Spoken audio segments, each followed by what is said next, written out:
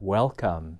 I've got an exciting topic that I'd like to share with you today. Nonverbal communication in the classroom and nonverbal communication strategies, how you can utilize nonverbal communication to establish and to create the classroom you desire. And so I would like to go over that today with you.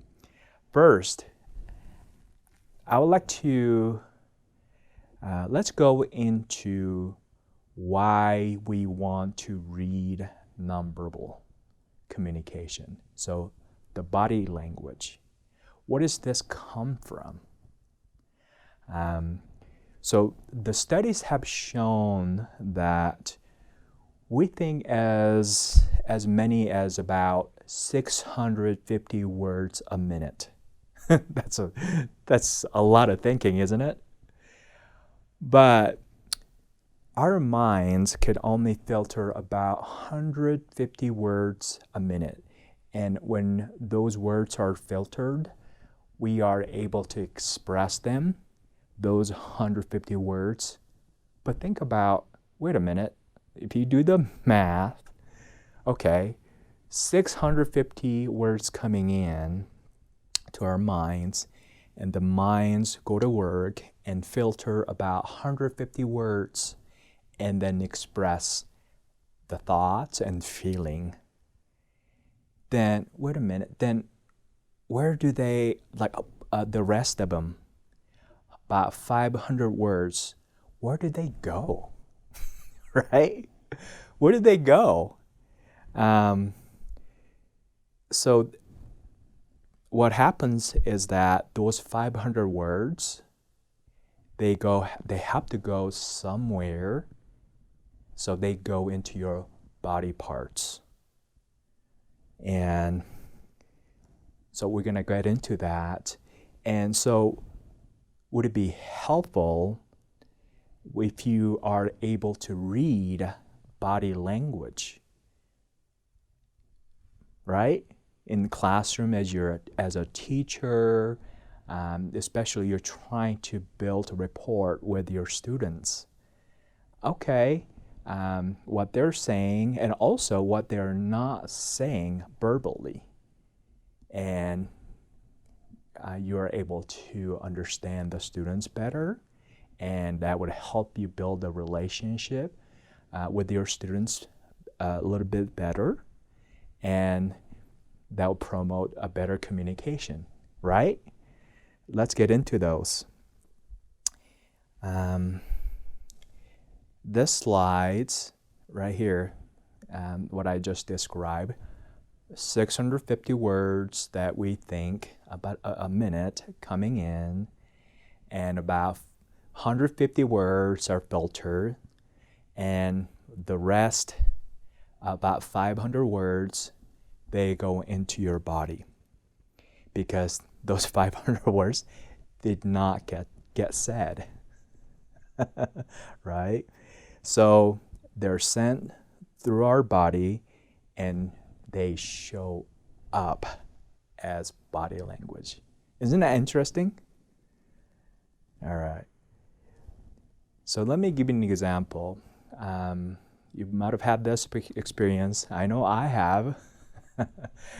When you came home from school, your mother asked, "Hey, honey, how was your day at school?" Right? And like the picture on the slide, well, look at that little girl. Doesn't she look sad, looking down to your left? And mom is sensing that and putting a gentle hand on her shoulder. And if she said, my day at school was great, looking at like this, like as shown on that picture, oh, my day was great. It was fabulous. It was great. I had a really good day. Would you believe that? Would you believe the words? the verbally, the child or you are saying you had a great day, but the tone of your voice is contradicting what you're saying verbally. So what would you believe? The verbal expression, what is said, or nonverbal expression that you're sensing that isn't said? Right? You probably believe what is not said verbally. So nonverbal communication, the body language, right? Because body language is more genuine than the verbal expression. Does this make sense? So watch for this verbal and nonverbal communication. You see if they match. If they match, it's credible. But always look for the body language, the nonverbal communication, because they're more accurate. I would like to go over some of the nonverbal movements. Here, because you want to interpret the body language as accurate as you can. And right here, and there's so many possibilities. I've given you the scale of this body language possibilities. But notice what's important interpreting this kind of movements is that you want to remain neutral. You don't want to be quick to judge. And so withhold your judgment. And you can refer to this scale and you, as you watch the body language and ask questions for clarification. You want to be clear.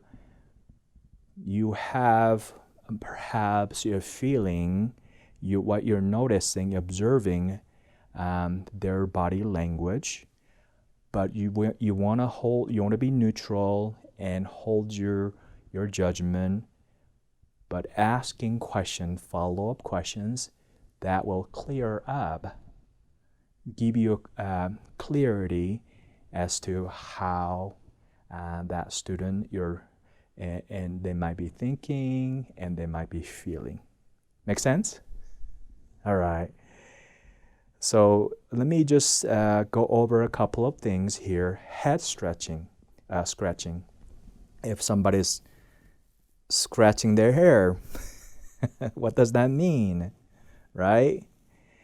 The positive spectrum could be like, oh, I want to show your, and students might be showing enthusiasm, a desire to grow, like want to learn, but also positive. And the negative spectrum of that body language is, oh, I'm confused. You're literally reaching in to your brain and stimulating that side of the brain because you're confused. Fingers on mouth, have you ever done this? Fingers on your mouth, or right?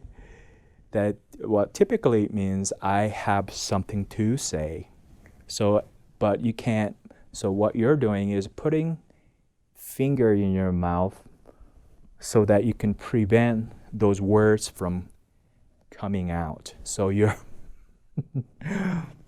holding your mouth tightly. So that could mean okay, that student might have something to say. Or negatively, that could mean, oh, that student is holding back. They're holding back. For whatever reason, they don't want to participate. They're holding back. Pulling ear, like this, like pulling ear. Right? That could mean that student is listening intensively. Like that would be the positive spectrum of that interpretation.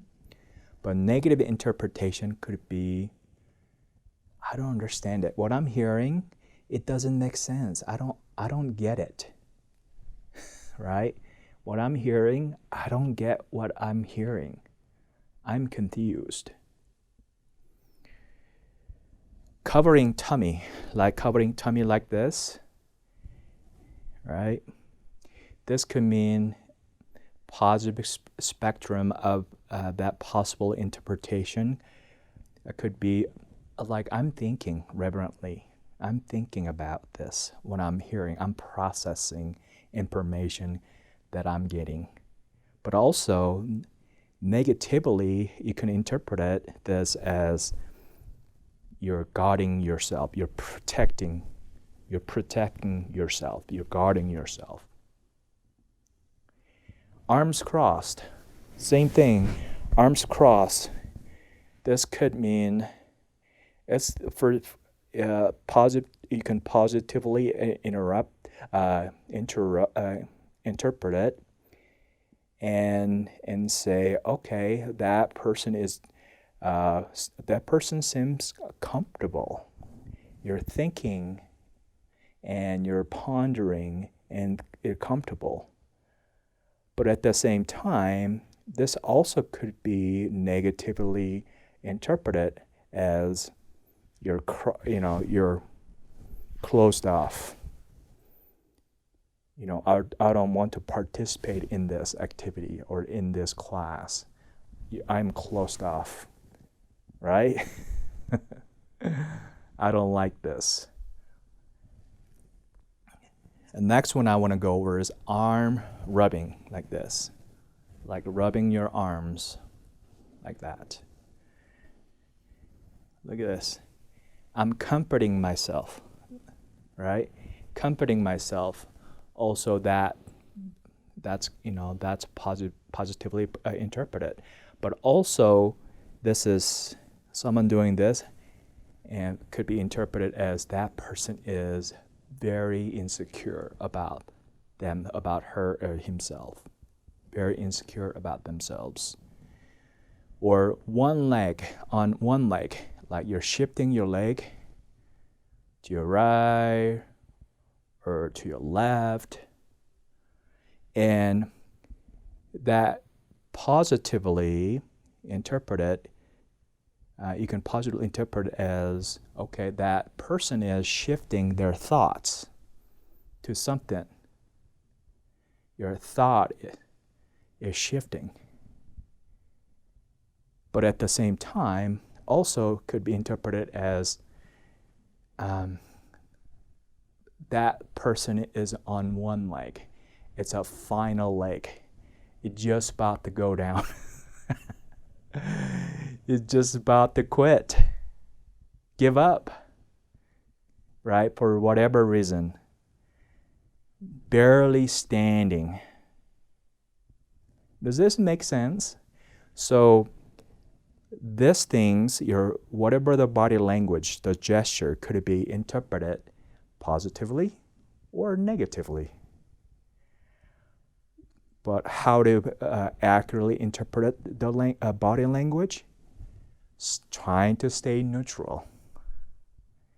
And don't withhold your judgment, and ask questions to make sure what you might be observing, what you're observing is accurate and you're interpreting accurately. All right, sounds good. Let's move on. I would like to move on to facial expression. So face is when you look at somebody's face, right? It says whole lot without saying whole lot, right? So that means this has a micro movement, not much movement going on, but also it's a great, very good quality indicator of what that person might be thinking and feeling. And let's go over those together.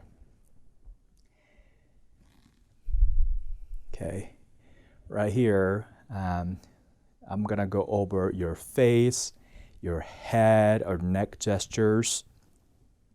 The first one, let's see how if that person, the students, the people you're talking to, you're interacting with, let's see if they're really sincere or they're not.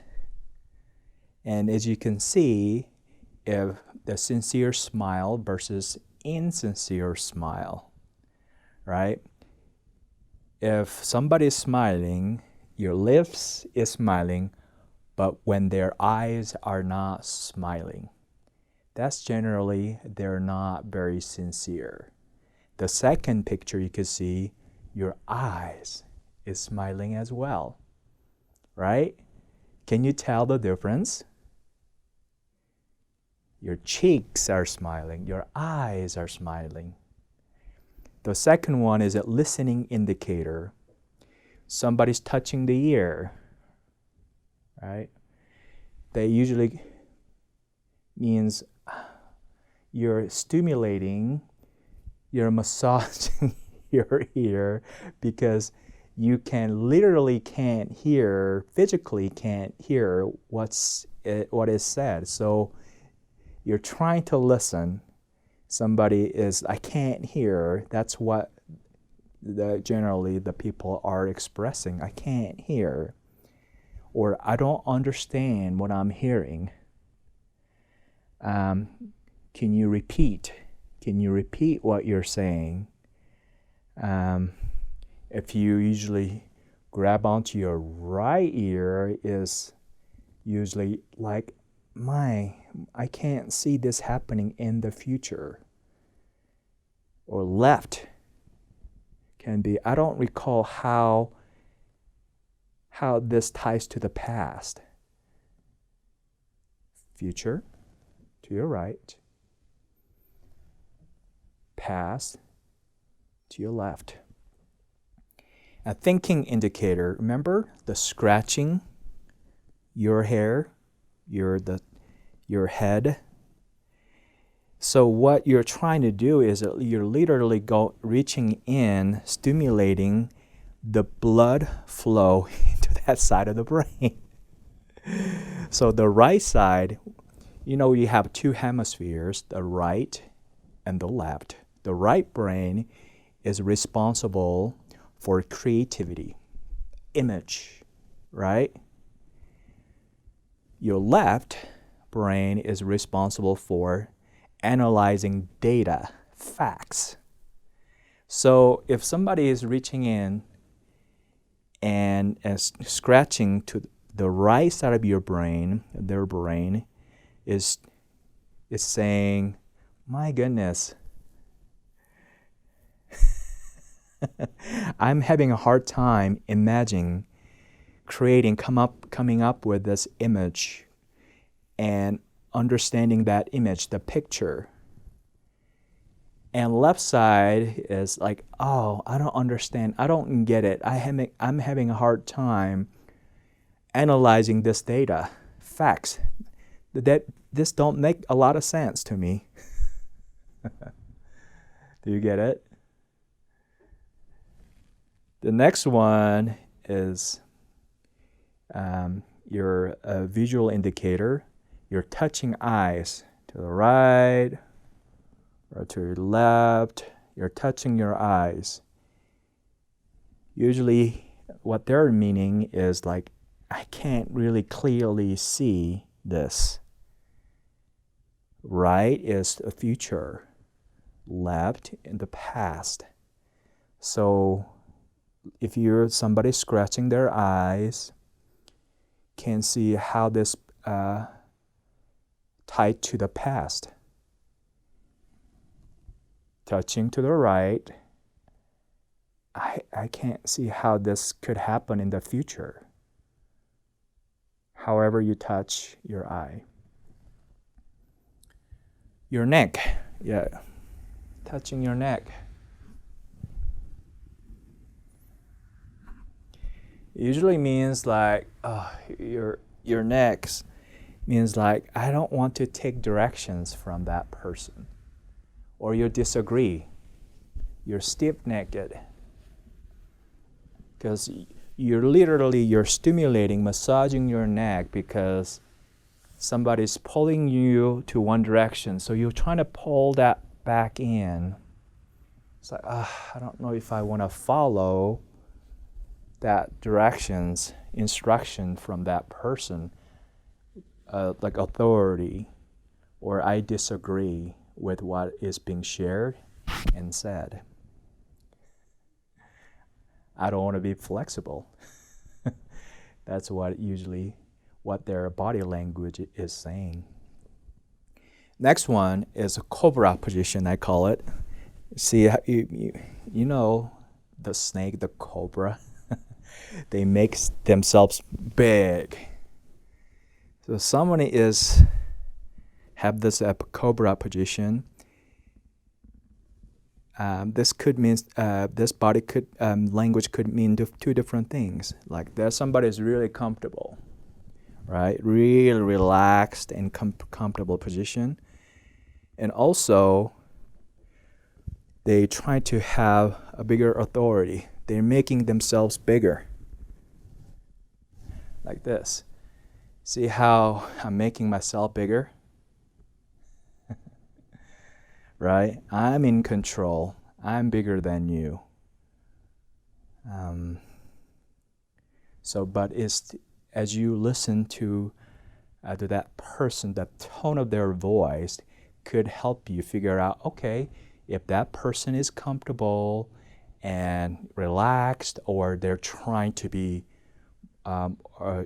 be more authoritative, right, or demanding. And shoulder, you're massaging your shoulders. Shoulder has to do with responsibility, the pressure, burden placed on your shoulder. So the students are given tasks or homework assignments or any other assignments. If they're rubbing their shoulders, I don't want to be responsible for this, right?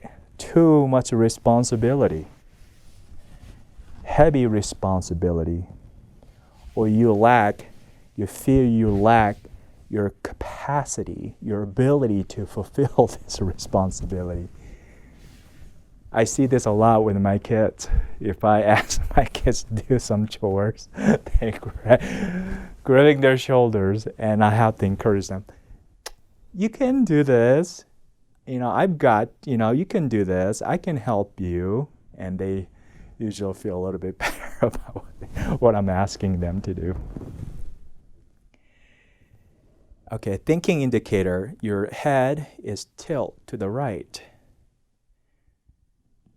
Your head is tilt to the left. Do you remember the brain, the two hemisphere, what right brain is responsible for and what your left brain is responsible for?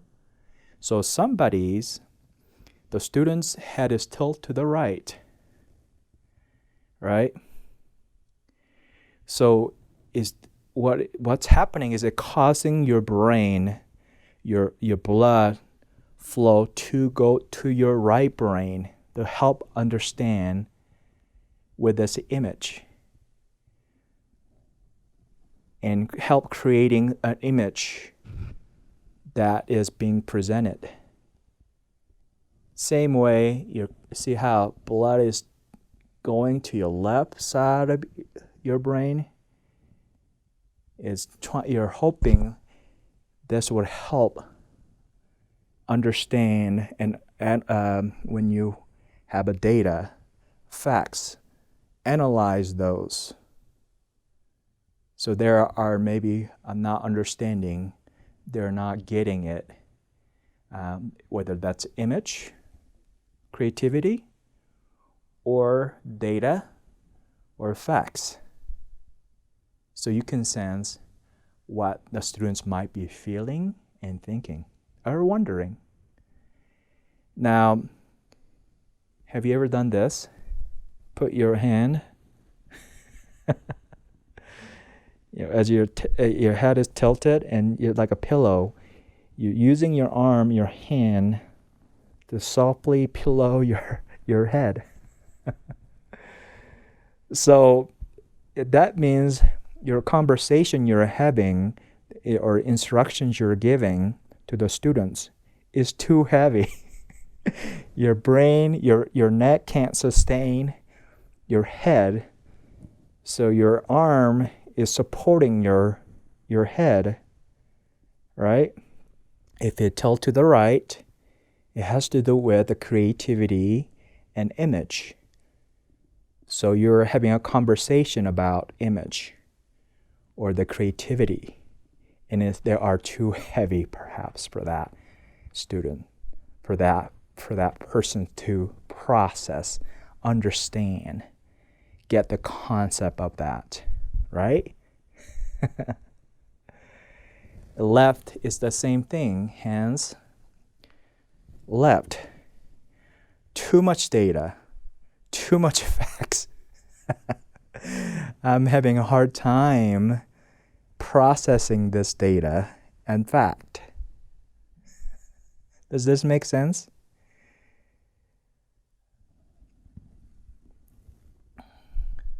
Next one, if somebody is listening to you intensively, attentively, as you see this in this picture, maybe they have their mouth open a little bit. It just look natural. And their lips started getting tightened, as you can see a little bit. Then that person is beginning to think how that person is going to respond, right? Forming a response. And lips tight, right? They're trying to prevent their words from coming out of your mouth so your lips are tight. And if they're looking away, their body language is saying, I have something to say, but I can't because you're talking. Right? That's how they might be feeling. Like, okay, I want to say something, but you're talking. I can't interrupt. I just can't. I don't feel like I can't inject myself and share what I'm thinking. And even they have put their hand into their mouth. They're saying, I really have something to say. I really do. There's so much I want to say. But you're holding on. I can't hardly hold that in, and next one you go to this, fist. One is not enough. A whole thing in front of your mouth, right? Oh my goodness. Have you ever seen anybody do this? Right? They're saying, their body language is saying, please be quiet. Because I've got so much to say about this. Right?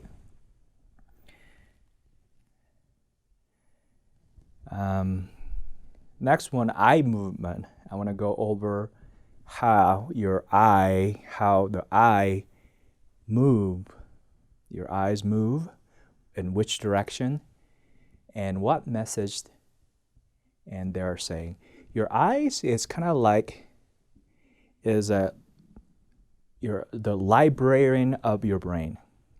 What does that mean? When you go to the library, you go to the front desk and say, I'm looking for this kind of book.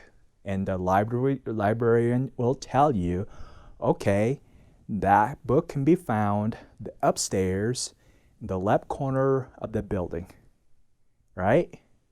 Or downstairs to the right corner of that building.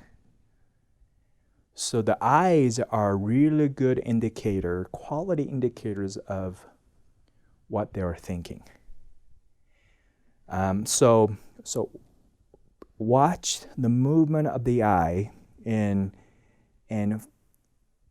see if you can find the hints, what thoughts are in their mind when you communicate with them. So I'm gonna start with from top. If you eyes looking upward, right? So it's like you're looking for inspiration to come. You're looking for inspiration. Your eyes looking upward, and you're looking upward to the left, right? Remember what's there on your left side of the brain? You're right, facts, data, right? So the eye is looking for, you're looking for data, facts.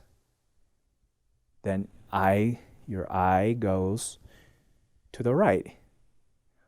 What could you be looking for? You're right, image, right? Creativity, image. You're looking for an image, the picture, what that image could look like, right? And your eyes going to the side, like you're looking at your ears, right? That means you're looking for approval. You're literally listening in somebody, you know, like your mother, your best friends, what they're saying, right? What they're saying. You're looking for someone else's opinion. You know, most likely somebody you trust, whether that's your mom, your teacher, your mentor. What would they say about this? You're looking for their opinions. Your eyes looking down. If you look down, what's there? Right? It's your heart. Your heart is there. So you're looking within your personal feeling, how you feel about this, how you felt about this. Emotional. And you're looking down to your left. That's usually, it refers to your past experience, emotions, memories. You're looking down to your right. You're imagining your future experience. Fears unknown. You're looking to the future. Does this make sense? Isn't that cool? It's like a librarian. Your eyes are like librarians, searching for informations where the information can be gathered and found and gathered. So you can process the information being presented to you or coming in, the thoughts and feeling coming in to your minds. Cool, right? I want to get into a little more strategy, techniques, nonverbal communication techniques and strategies that you can use in your classroom. The reason is that this nonverbal communication can be very effective in creating that relationship with your students, understanding your students, and this will help you with your classroom discipline, classroom management. You want to create this respectful and positive classroom environment, and nonverbal communication. Understanding nonverbal communication could really help you with that. So why should I do it? Why should I learn nonverbal communications? Why should I read body language? Right? You want to help create this working relationship with your students, and without calling them out, right? That would be awkward. That would be embarrassing. That could be embarrassing, right? That could be disrespectful. You don't have to call them out negatively every time you notice something, the student's behavior. Is discreet and quiet, is silent, right? It's a nonverbal. No verbal communication is needed. Is therefore you can save your time in say class instruction time. And it's easy to do, and this is very effective. Very effective. And when should I do it? When should I read body languages? When should I use this nonverbal communication strategies and techniques? Perhaps that student is losing attention, focus during that, the time of instruction you're giving instructions, and you can see the students are losing focus and attention. When they're doing independent work.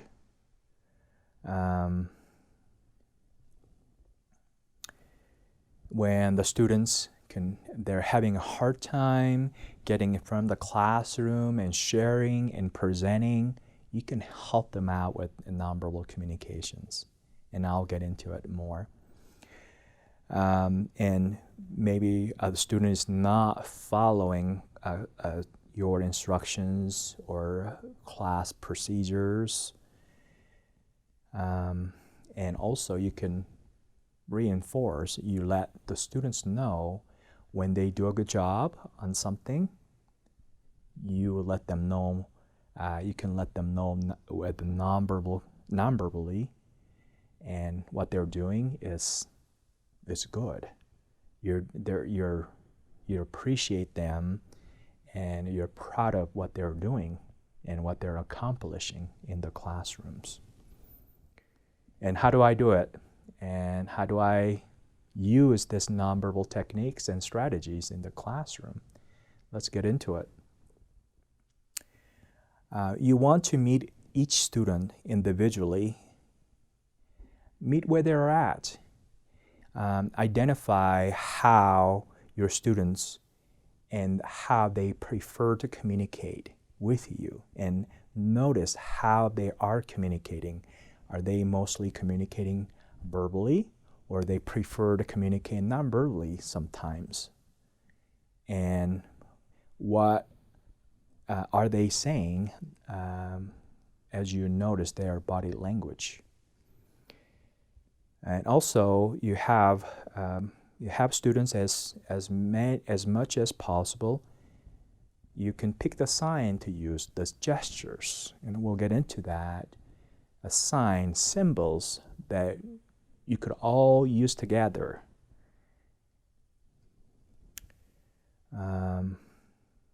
You can set up a queue with a student when they want to volunteer, when they want to participate, and when there will be called to do or to read, to speak, to volunteer. You can set that up with your students. And you can use cues like thumbs up, thumbs up. You can shake your head or nod your head, smile to help correct the behavior of the students, or to approve the behavior of the students. Now let's get into this. Let me get into some examples. The freeze body. The first one is when this is good nonverbal cue, where you are your teacher, you are standing, your body is freezed. You're not moving, right? So it's going to send out a clear signal to the students, a message that now you're ready to start. You're ready to go. Don't cross your arms, because remember, this could be also interpreted as negatively, like I'm closed off. This could put the students on their defensively. They're okay, like maybe our teacher has a bad attitude or having a bad day. Very defensive about things today. So think about this: when instructors, your teacher is ready to go, and some are very good at multitasking. You could be walking around, and saying, giving instructions, but look at my body language, right? I'm talking, I'm walking, I'm giving instructions.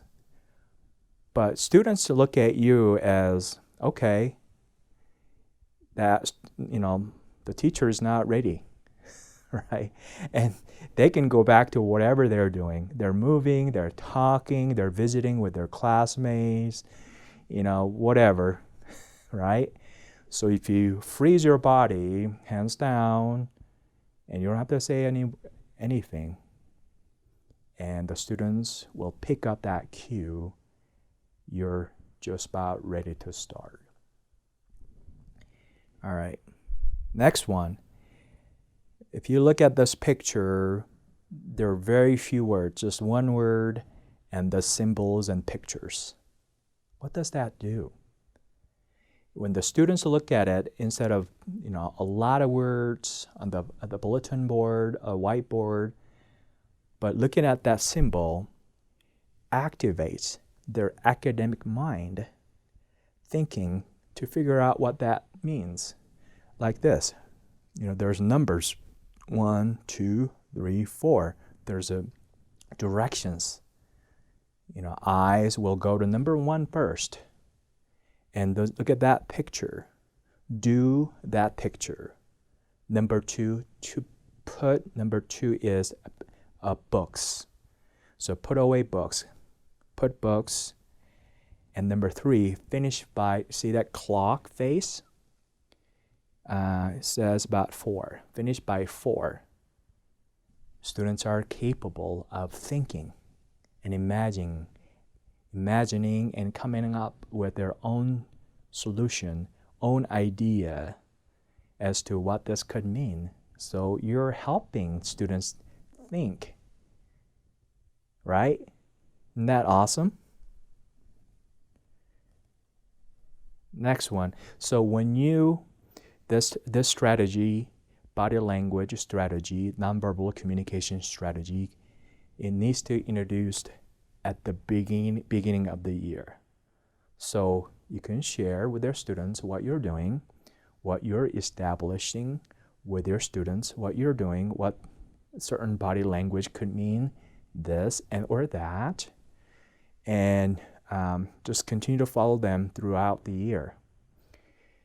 And you might want to eliminate some, or you can add and adjust just based on how the communication, nonverbal communication is effective, how the feedback you get from your students or suggestion you get from the students. You can make that adjustment all throughout this academic year, but it needs to be introduced at the beginning of the year. So, and right, like I said about crossing arms, right? You don't want to put your students on a very defensive mode.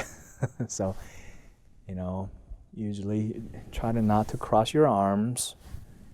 Eye contact is so important. Trying to establish that eye contact with your students so that you can show that you respect them and they respect you. And also gain their trust, right? Gain their trust.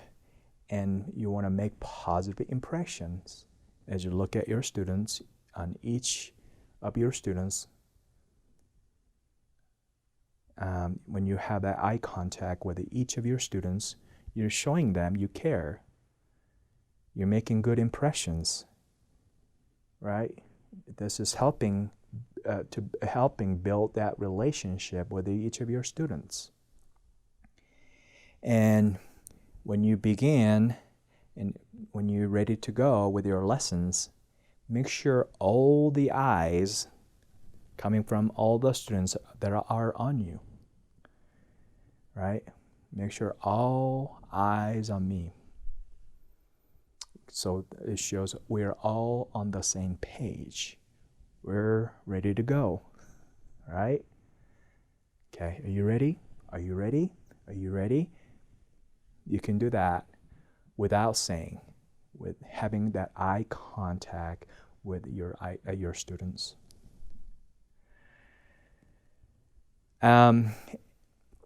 Next one, when you want to start the lesson and the students are loud, they're just talking. For some reason, they're talking about whatever, right? Remember, what you can do is, this is one of the tactics you can do, is just stand still, right? And wherever the clock is, wherever the clock is, look at that clock. And look at the students. Look at the clock, right? And the students will eventually see what you're doing, but you're not saying anything, right? And they'll understand when they see you looking at the clock, they will know, okay, it's time to start. And you can say, okay, this has been 3 or 4 or 5 minutes. So we've wasted 3 or 4 or 5 minutes of our class time. So this time needs to be made up at recess. Okay. So when recess comes, during that first, whatever the time it was wasted, 3 or 4 or 5 minutes, the children or your students will sit still. They may not look at their books and do their homework, anything, just sit silently. And while you can, as a teacher, you can look at your book and they can go to recess. And this will be very effective, and they will learn. They don't want to waste their recess time, right? Recess time is so valuable, they don't want to waste. They're ready to go outside or whatever, play. And students will quickly learn they want to start the class on time, so they don't want to waste their recess time. Does that make sense? Very good nonverbal communication strategy.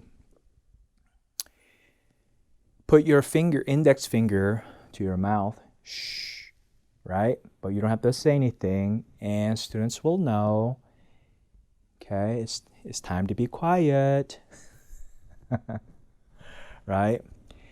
And when you ask questions, does anyone have questions about this, what I just taught you? Right? You didn't say raise your hand, but what did you do? You model that. If anyone have any questions, you're suggesting them raise your hand and ask questions. Do you see that? Does anyone have any questions? And you invite that student, whoever raised their hands, and they can ask you questions. And you want to circulate around the room if you can when you teach, because you're just standing, just put in just one place. It's a little bit hypnotizing. It's like, right? Eyes can play a little trick on you. So you might want to move around a little bit, right? Wherever you're in the classroom, move around just a little bit as you give instructions. Your hands or your arm gestures. As you give gestures, whatever it is, you want to be slow, because look at this. If I were to do whatever, so busy, So what happens is that it's so hard for the students to follow you along. But if you go slow, okay, that's the students go ahead, come out here this way. Good job. Or look at this way. And easy to follow because it's predictable. Easy to catch what you're saying, what you're communicating non-verbally. But if you go really too fast, it's like all over the place. It's so hard to follow you. And the arms, when you gesturing with your arms, make sure, I call this box, this is a box in front of you. Make sure your arms outside of the box. Anybody like dinosaurs? Like, you know, they got big body but really small arms. Like, okay, this is this, or this is that. Look at this. Like, I feel restricted. I look restricted, right? It's like, oh, what's wrong with that teacher? Right? Relax and use your arms outside of the box. It looks more natural. Does that make sense? All right, touching. When this is good technique where that when you're circulating, you're going around the classroom and you notice one of your students is not having a hard time, difficulty in focusing and not very attentive. And you can gently put your hand on their head or shoulder gently. And you don't have to say anything, and then you walk away. And they will get what you're saying. Right? And it also touching can be really tricky, especially with the older children. So if you want to, like, you're trying to congratulate them, good job, you did good, you know, and it could be a positive reinforcement. But if you're older children or students, you might want to avoid that and use other cues and gestures to let them know you're proud of them and you know they're doing a good job in the classroom. Lower your hand. Okay, so there are too many hands went up, right? And also, by you lowering your hand, you're modeling that. You don't have to say, lower your hand, okay, this is enough, or it's time to move on, whatever. By you lowering your hand, you're suggesting that the rest of the students should also lower their hands, right? And you can ask questions later. Listen. So put your, like a cobra position looks like, but hands behind the ears. Listen. It's time to listen. But you don't have to say anything. Right? This is very good nonverbal cues that you can establish with your students. This. Bathroom breaks, right? This, and you know, you don't have to, that students really needs to go to bathroom. And this twisted finger, crossed finger, and you know, it doesn't have to, and you can just nod, and that student should just get up and go to the bathroom real quick without that student raising hands and say, can I go to the bathroom? You know, that could interrupt the flow of the class, right? But this is very effective. And you can have eye contact, nod, and that students could go to the bathroom, right? And you can understand that students' needs quickly, fast, and without stopping to respond to that general hand raise up in the air. Isn't that cool? Very quickly, right? Very effective. Your sit hand signal, everybody sit, but you can do this. So your leg is sitting on the bench, or sit. Sit. And this is the worksheet that you can give out at the beginning of the semester to gather information from the students. And these are different body language, nonverbal communicators, and see what these mean to the students, like smiling, rolling eyes, shrugging, frowning, waving, looking another person straight in the eye, and touching another person, winking, avoiding eye contact, sitting with your arms crossed, shaking hands, yawning, looking at your watch, placing hands over their mouth, nodding your head up and down, shaking head to side.